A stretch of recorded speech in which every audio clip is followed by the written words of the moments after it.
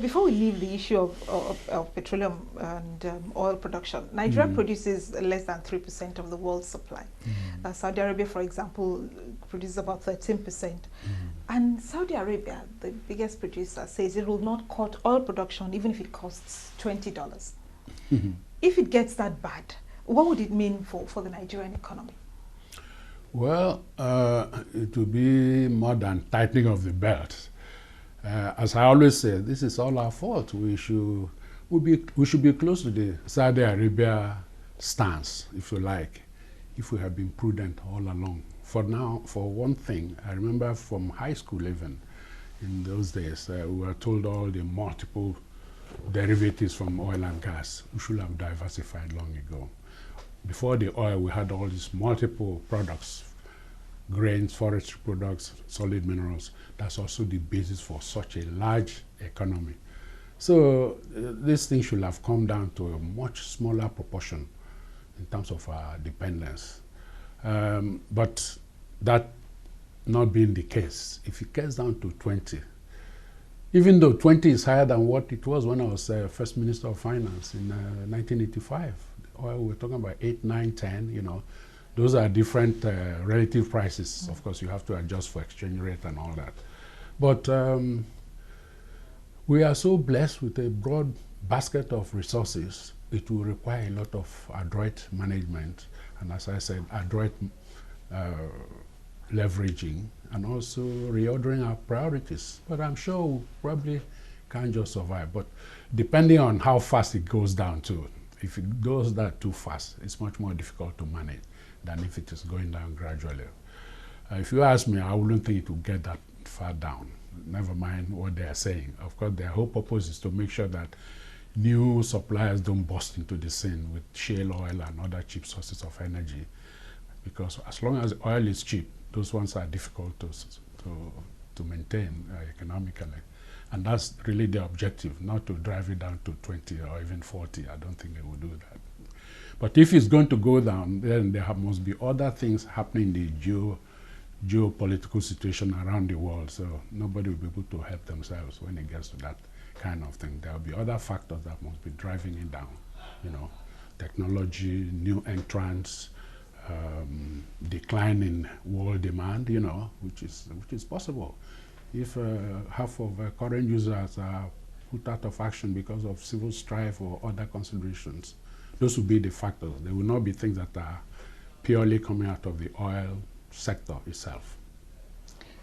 Nigeria's economy is the largest in Africa, and is said to be on track to become one of the 20 largest economies by 2020.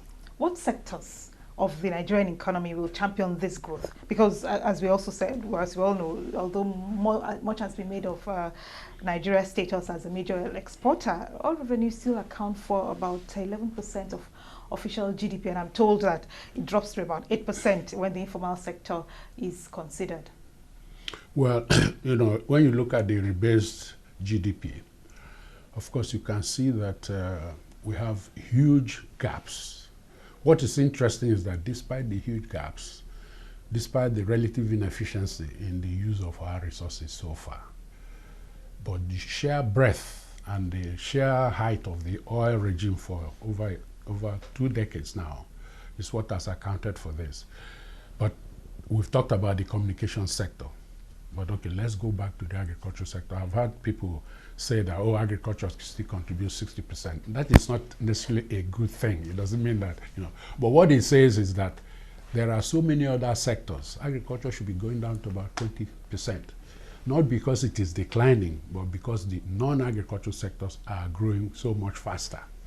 So it is not in our interest to just keep labor force large in agriculture, because there has to be a structural transformation of the agricultural sector, higher yield crops, mechanization, and then further value added into processing and so on. In other words, there's a whole economy out there that we can still build on the agricultural sector, not as we know it today of just producing foods.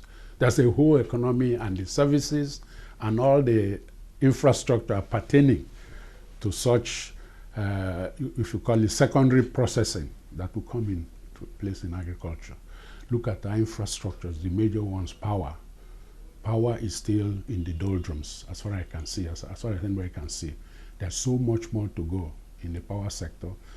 The railways, we need a modern railway, and that is going to be the thing that really can transform other sectors within the economy. So all those are all sources of growth. In fact, the question to be asked is, how did we even get up to where we are when all these sectors are really still so relatively backward? How? How did we? Well, it's a matter of size. It's a matter of population, you know, that is what it is, you know.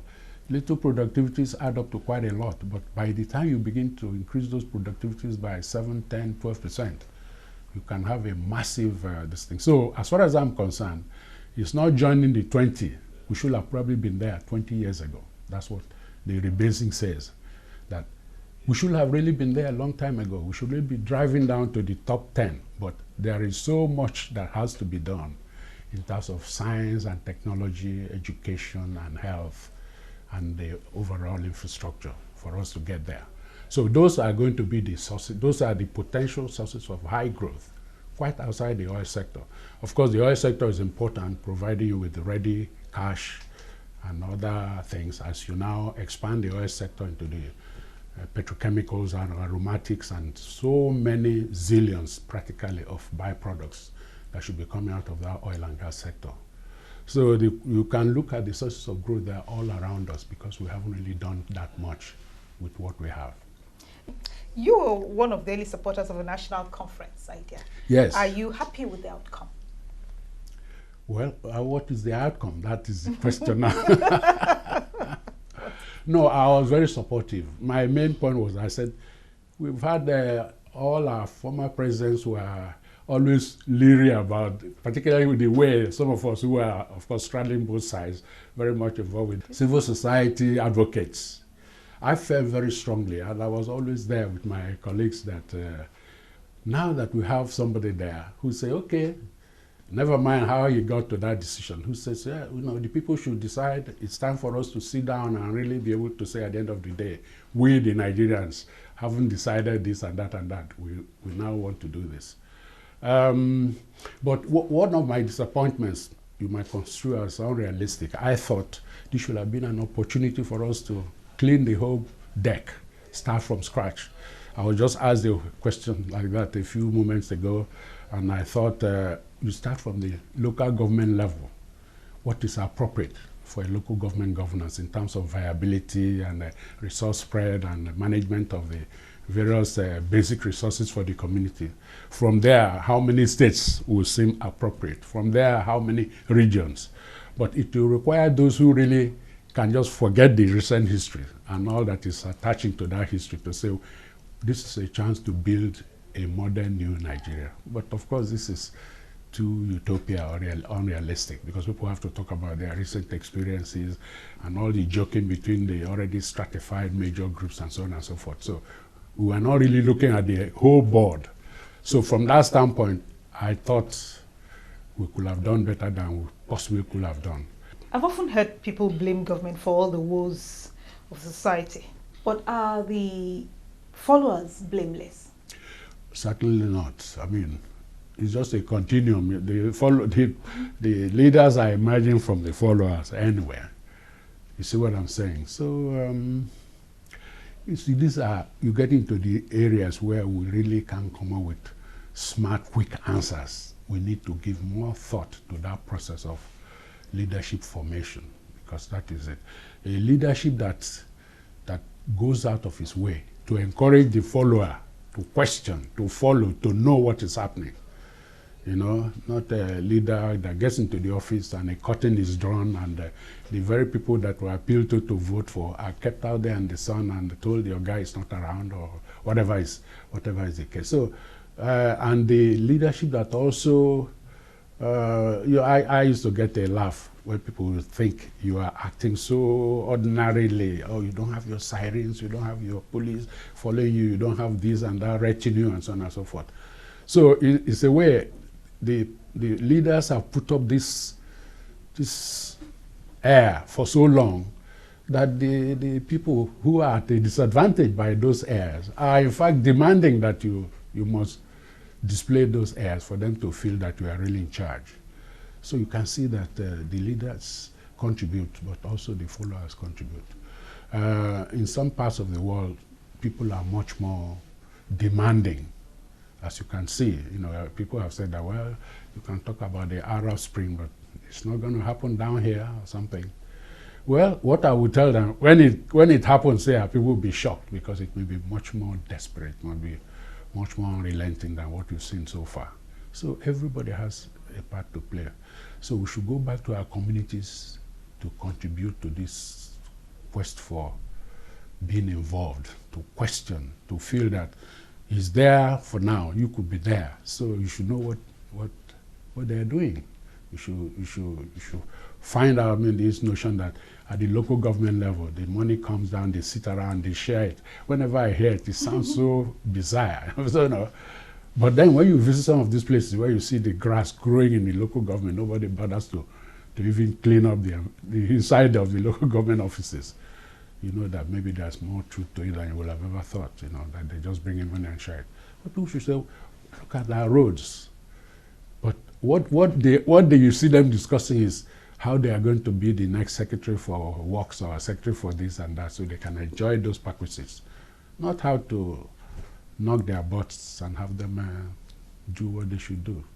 So we need a whole lot of followership tutoring for the leadership to change effectively. Dr. Kalu Idika Kalu, I thank you very much for your time. Thank you very much. And that's our program. Thanks for watching. You can see this and past editions of View from the Top on our website, channelstv.com. Also follow me on Twitter at ModeleSY, so we can discuss this and other interviews that we have held. I thank you again, and I wish you happy holidays.